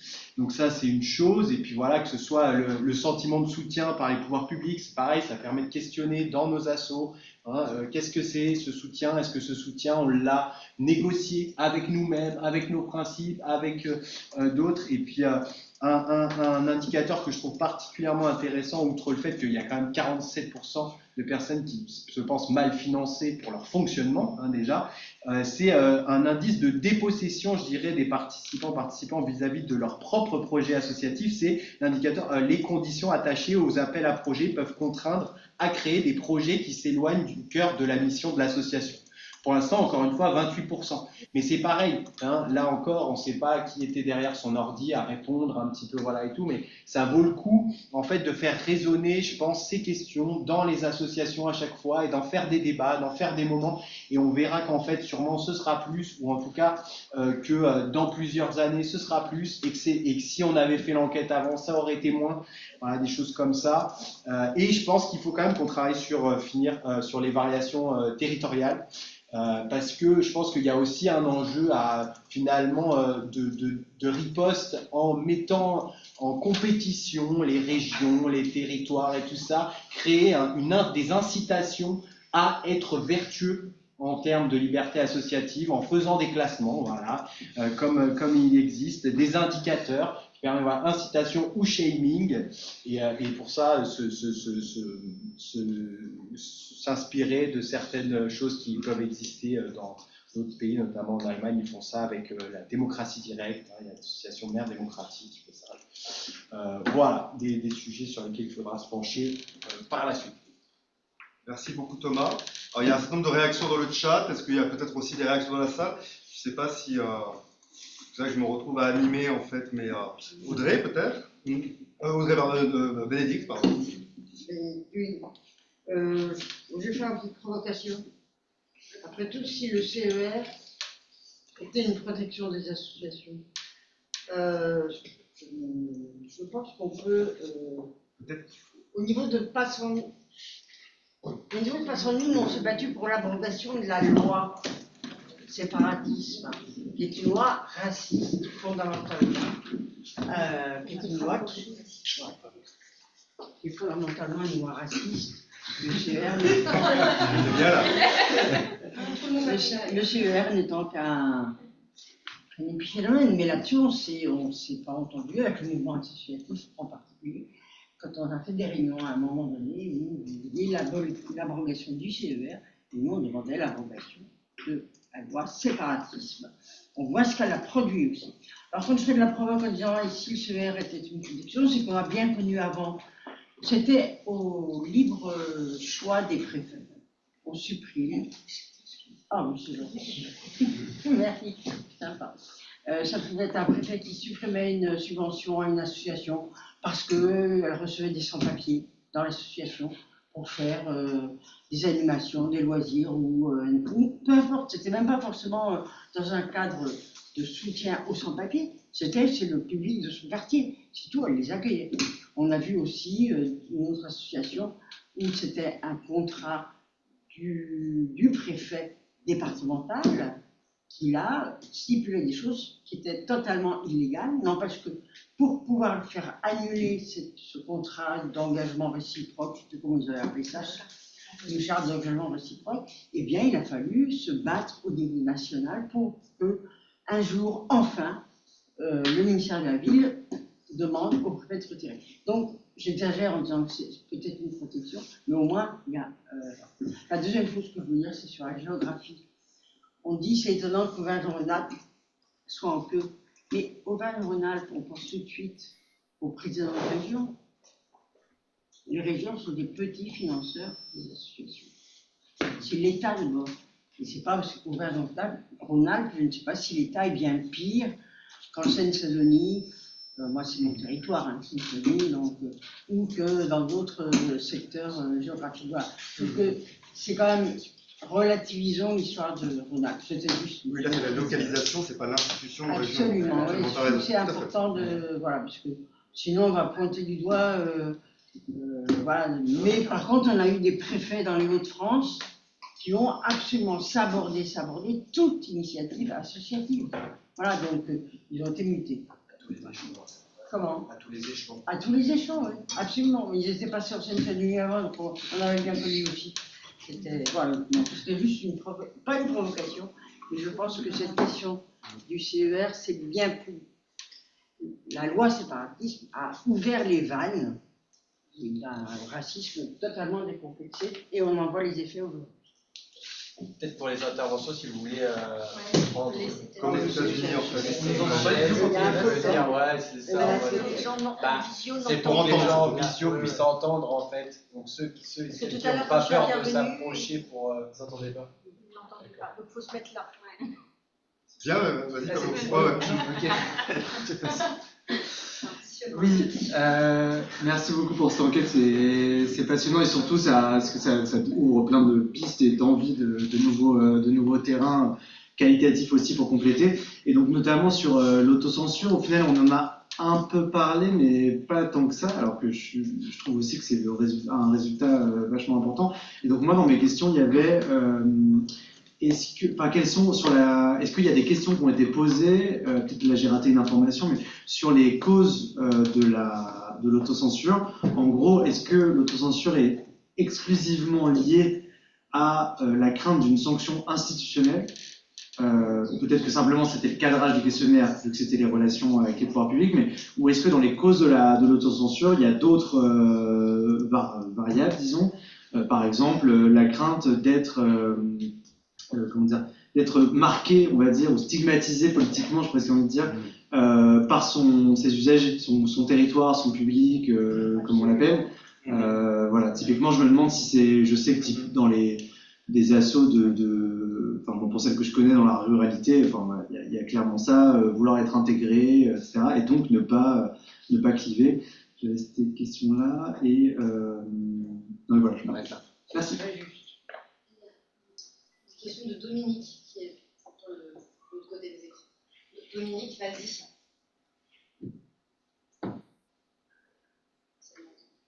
Non, je ne crois pas qu'ils s'entendent. Dominique, c'est à vous. Avec micro. Parlez au micro pour que Dominique entende. Sinon, en attendant, on peut dire Tonio. Je peux prendre la parole, Jean-Baptiste, c'est ça? Allez-y. Hein? Allez-y, oui. Mais c'est bon. J'entends pas bien, alors j'ai du mal à... Vous pouvez y aller. C'est bon? Ouais. Ok. J'avais une... C'est bon? Je sais pas où j'en suis là. Je suis perdu. J'entends pas, alors... Vas-y Dominique. Vas-y Dominique. Ok, merci. J'avais une première remarque. J'ai cru comprendre que la personne qui était intervenue au niveau de la loi séparatisme et de l'immigration disait que la région est un petit financeur. Il suffit de regarder ce qui se passe dans les pays de la Loire et on va comprendre, ou on va remarquer que c'est pas un petit financeur du tout et qu'ils ont figé, Madame Morancé a figé la vie associative de la région des Pays de la Loire. Mais c'était pas pour ça que je prenais la parole, c'était pour poser une question à David Ratino, parce qu'il parle du pouvoir discrétionnaire de l'octroi de la subvention, mais qu'en est-il, et qu'on aurait, j'ai cru comprendre aussi, parce que je c'est pas que je suis bête, mais j'entends pas toujours, et que on n'y pouvait pas grand-chose, mais qu'en est-il d'une subvention supprimée en cours de convention, alors qu'elle a été octroyée et qu'elle n'est pas versée. Et que malheureusement, on est confronté de plus en plus à ce type d'action publique.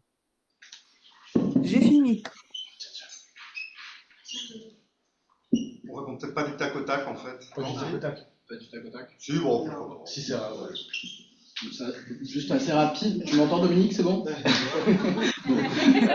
Non, oui, la question du droit discrétionnaire, en effet, la question du droit discrétionnaire de la subvention, c'est au moment d'octroyer la subvention. Une fois que la subvention est octroyée et que là, il y a un retrait, il y a la possibilité d'un recours si on considère parce que ça doit être justifié. Et en l'occurrence, si on n'est pas d'accord avec la justification, là, on a un recours. La question du droit discrétionnaire, c'est en amont de l'octroi de la subvention. Donc, c'était plutôt à ce niveau. Merci David de le dire.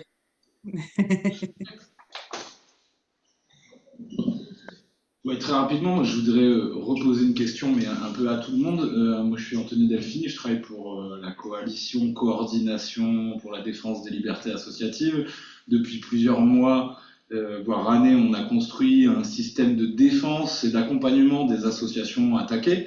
Et donc, on commence à avoir quelques billes, même s'il faut qu'on continue à travailler là-dessus, sur comment défendre une association quand elle est attaquée directement dans ses subventions par les pouvoirs publics. Mais comment on se défend face à l'autocensure? Parce que là, donc, on voit bien que là, on a ce chiffre qui arrive avec, je ne sais plus si je dis des bêtises, mais 20% des associations, 27% des associations qui déclarent de l'autocensure. Comment est-ce qu'on lutte contre ça? Comment est-ce qu'on permet? Alors, je pense qu'il y a aussi en partie le fait de construire effectivement un système de défense en disant aux associations, bon, on sera derrière vous si jamais il se passe quelque chose. Mais il faut aussi là essayer de peser sur les esprits en se disant allez-y quoi, allez-y, faut pas se résigner, faut pas se dire qu'on. Alors on le sait quand on est association subventionnée et qu'on veut prendre position dans l'espace public, on est toujours sur une ligne de crête et on sait qu'on est en train de prendre des risques. Mais donc voilà, je pense que suite en tout cas à cette enquête-là, je pense qu'on a vraiment un truc à réfléchir ensemble et à se dire comment on fait pour faire reculer en fait cette question de l'autocensure. J'aurais bien aimé approfondir cette question-là en relançant la balle vers nos différents intervenants, parce qu'on a la chance d'avoir beaucoup de responsables de différentes fédérations associatives.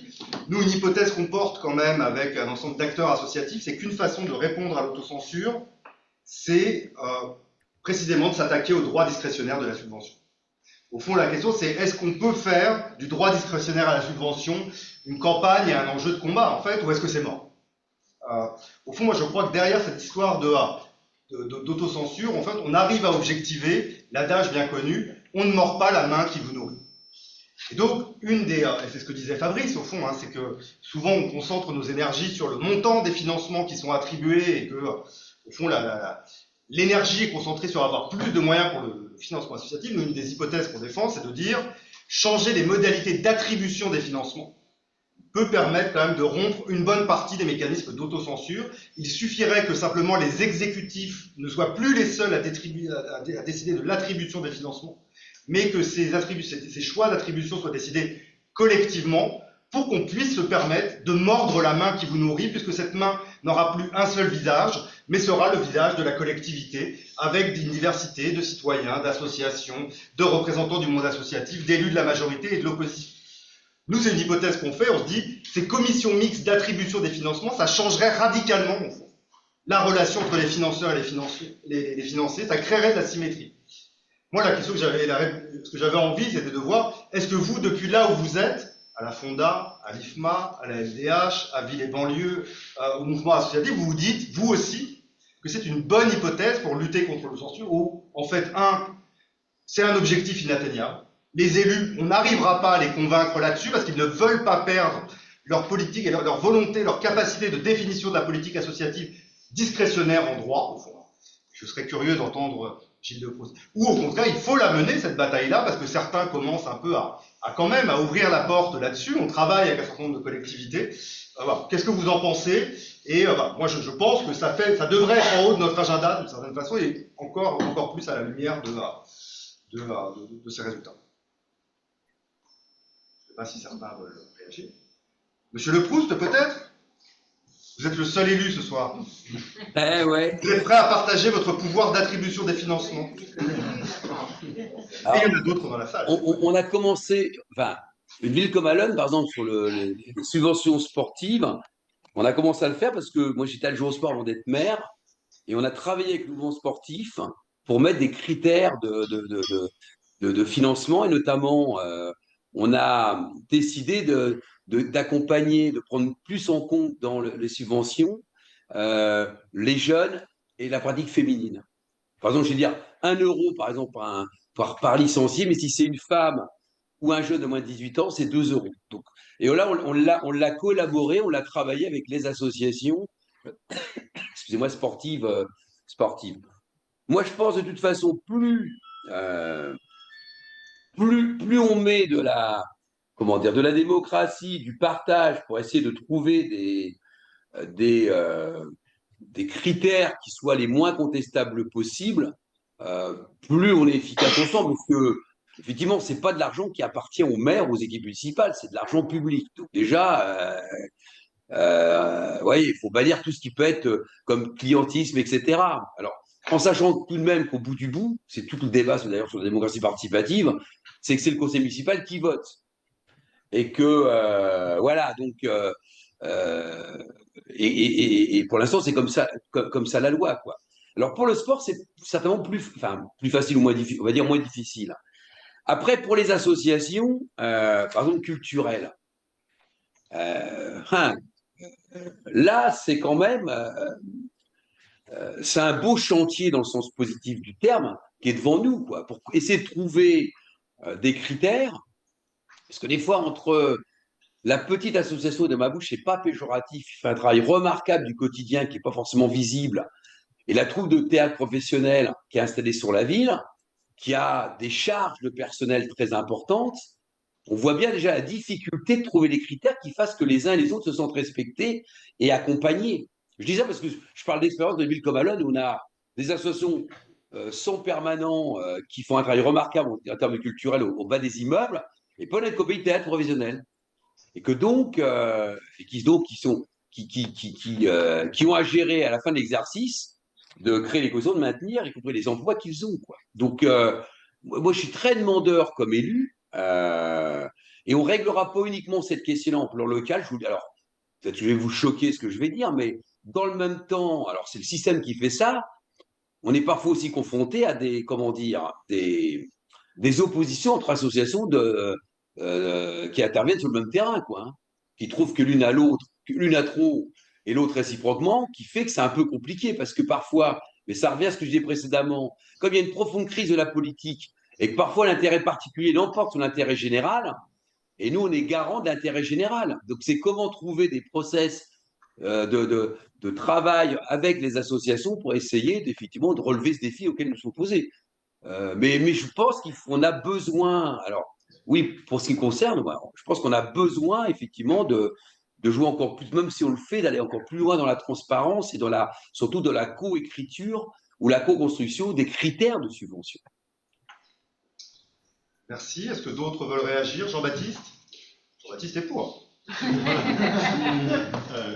me mets la main peut-être pour être entendu. Sachant qu'il est déjà 19h, on va peut-être déborder de quelques minutes, mais pas énorme non plus. Oui, alors il n'y a pas de surprise, je suis pour. Non, mais en fait, même peut-être que c'est la présence de Bénédicte qui me contamine sur le critère de la provocation. Si cette enquête sert à quelque chose, c'est à ça. Ça sert à plus que ça, mais en tout cas, moi je trouve que c'est hyper important parce que quand même, il faut qu'on soit en capacité d'embrayer sur ce que le CESE a créé comme brèche. Le CESE, ils n'ont pas simplement, à travers leur avis, la manière dont il a été apporté, demandé plus de subventions, ils ont demandé mieux de subventions. Et donc, ils ont porté cette revendication de collégialiser, de démocratiser en fait l'attribution des subventions. Et ça ne peut se penser que au double niveau, au niveau national et au niveau territorial. Et donc, c'est vraiment ce qu'il y a devant nous. Et il y a quelques semaines, j'étais en Meurthe-et-Moselle et j'ai découvert là-bas un truc génial. Ils ont un dispositif de subvention qui s'appelle le socle de sérénité. Et je pense que ce qui est devant nous, effectivement, c'est de mener ce combat pour amoindrir le côté discrétionnaire et ce qu'il induit en fait de fait du prince, de clientélisme, on sait très bien, et puis de relations hyper infantilisantes en fait entre financeurs et financés. Il faut amoindrir ça avec ces revendications autour d'un socle de sérénité. Il faut un financement socle pour des associations, pour leur contribution à l'intérêt général. Derrière ça, il y a un chantier qui est comment est-ce qu'on définit l'intérêt général, et si on continue à le définir qu'à Bercy, c'est mort.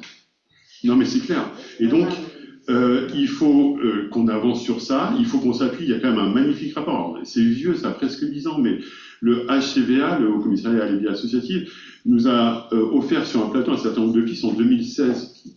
Il faut qu'on arrive à actualiser ça. et à mieux définir l'intérêt général, c'est-à-dire aussi à démocratiser comment est-ce qu'on définit l'intérêt général et à aller vers un financement socle. Moi, alors, à titre personnel, je m'intéresse beaucoup à ce que mène le réseau salariat et comment est-ce qu'en fait on arrive à donner des moyens de subsistance aux personnes physiques. Et je pense qu'il faut qu'on ait une réflexion parallèle sur les personnes morales pour donner des moyens d'action garantis aux associations pour garantir en fait que l'intérêt général soit demain, j'allais dire démocratisé, c'est-à-dire l'intérêt général, c'est pas le monopole de l'élu. Et donc, il faut qu'on arrive à avancer pour que, sans remettre en cause évidemment la légitimité issue de la démocratie représentative, qu'on articule ça avec d'autres formes de légitimité, notamment la démocratie du faire, qui est la démocratie associative.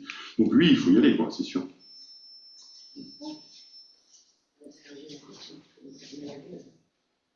Est-ce qu'il y a des... Marion ? Vous ne voulez pas réagir à ma question avant?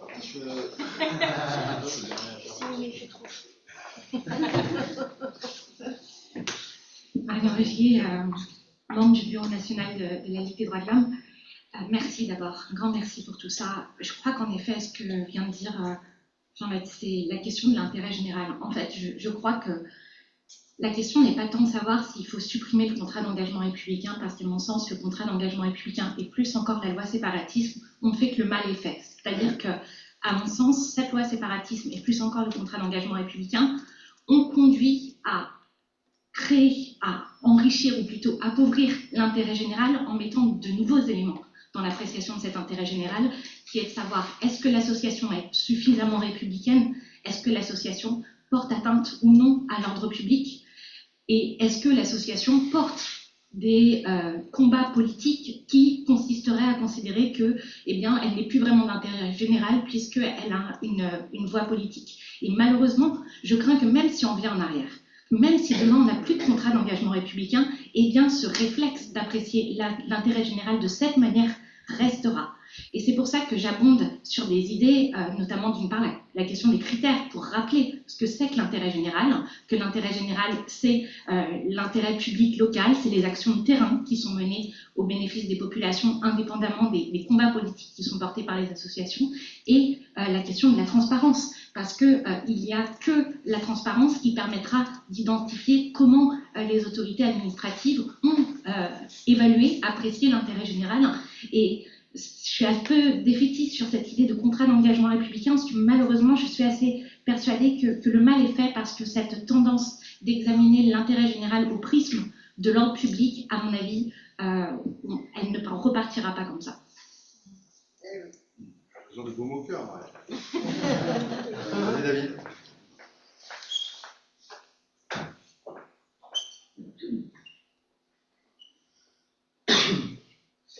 C'était pour rebondir sur ta question. Enfin, je suis évidemment complètement d'accord pour imaginer des nouveaux modes de redistribution de la subvention. Et quand je disais tout à l'heure que la question du droit discrétionnaire, j'avais du mal à voir route, c'est aussi comment est-ce que le pouvoir politique, à un moment donné, se dessaisit d'un certain pouvoir. Et la question, ça n'empêche pas de penser des modalités de fonctionnement différents sur certains types de subventions. Ça existe au niveau local, c'est un petit peu ce qui est expérimenté, peut-être un peu maladroitement ou pas suffisamment sur les commissions du Fonds de développement de la vie associative par ailleurs.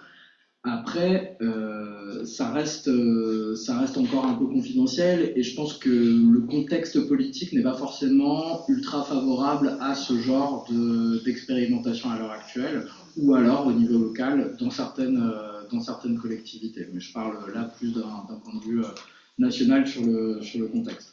Après, il y a la question, et c'est je rejoins assez ce que disait Jean-Baptiste aussi avant. C'est-à-dire qu'il y a aussi un moment où le monde associatif doit aussi prendre conscience de ses difficultés, de ces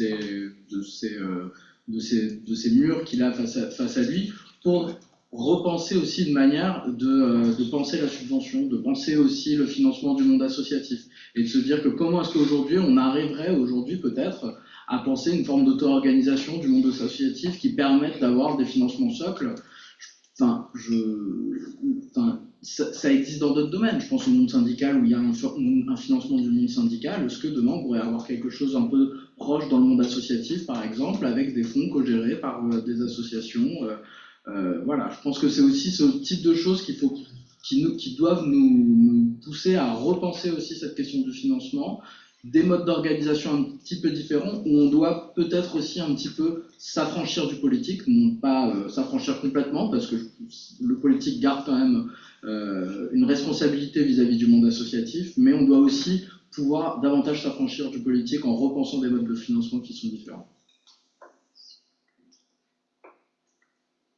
C'était une petite volonté de prise de parole où tout le monde est écroulé par la chaleur. Ouais.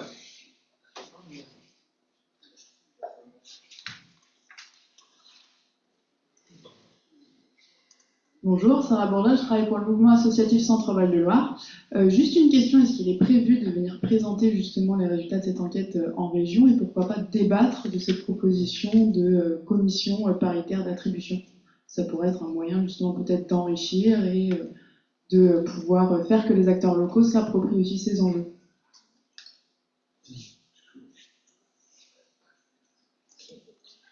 On a toujours l'invitation de me renseigner.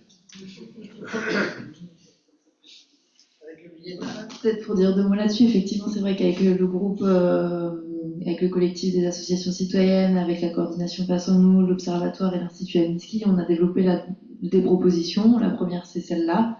Et je pense qu'on est open to venir dans les régions pour en parler, organiser ça. En tout cas, l'idée, c'est vraiment de pouvoir diffuser ces idées et voir comment elles réagissent, comment elles peuvent impacter aussi les programmes pour les municipales de 2026, quoi. C'est maintenant qu'il faut le faire, quoi, parce qu'après ça sera raté, quoi, l'opportunité de mettre ça à l'agenda.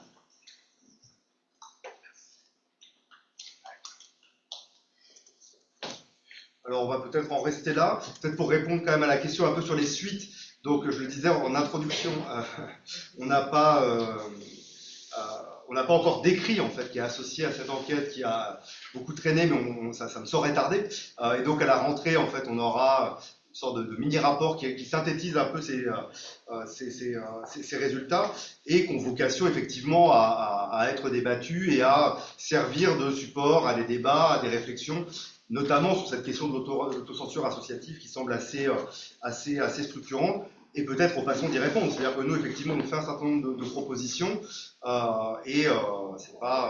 elles ne sont peut-être pas exhaustives, elles méritent en tout cas d'être débattues et on a envie, en fait, effectivement, que ça génère du débat. Je pense qu'on a besoin de discuter collectivement de tout ça. Et donc, si cette enquête peut contribuer à faire vivre ces débats, ce serait super. Donc avec plaisir. Et puis, ça a été évoqué à certains moments dans la discussion ce soir, mais il y a aussi l'idée potentiellement de prolonger en fait ce travail, de passer de la photographie au baromètre d'une certaine façon et de pouvoir avoir des coups de sonde comme ça un peu réguliers sur l'évolution de la situation. Donc on verra si on a les moyens de faire ça, mais je pense qu'effectivement ce serait utile de pouvoir avoir un peu un thermomètre régulier de l'évolution des libertés associatives dans notre pays, peut-être pas tous les ans, mais relativement régulièrement. Et puis dans l'agenda beaucoup plus récent, au fond, il y a aussi des initiatives dès demain à l'Assemblée nationale pour réfléchir justement à comment faire bouger le droit, peut-être comment abolir malgré tout le contrat d'engagement républicain. Il y a les soulèvements. La loi séparatisme. Et la loi séparatisme beaucoup plus largement, on est bien d'accord, et ce d'autant plus que les questions de neutralité ne sont pas comprises dans le contrat d'engagement républicain. Il y a des modalités et des éléments, des articles de la loi séparatisme qui ont d'autres incidences sur la vie associative, au-delà même de la question des dissolutions dont on n'a pas parlé. Donc, effectivement, moi je serais, à titre personnel, relativement favorable pour aller dans ce sens. Donc, ce sera en discussion demain à l'Assemblée. Donc, les initiatives sont nombreuses, et donc on va continuer et on va pas lâcher l'affaire. Merci à tous et toutes et bonne soirée.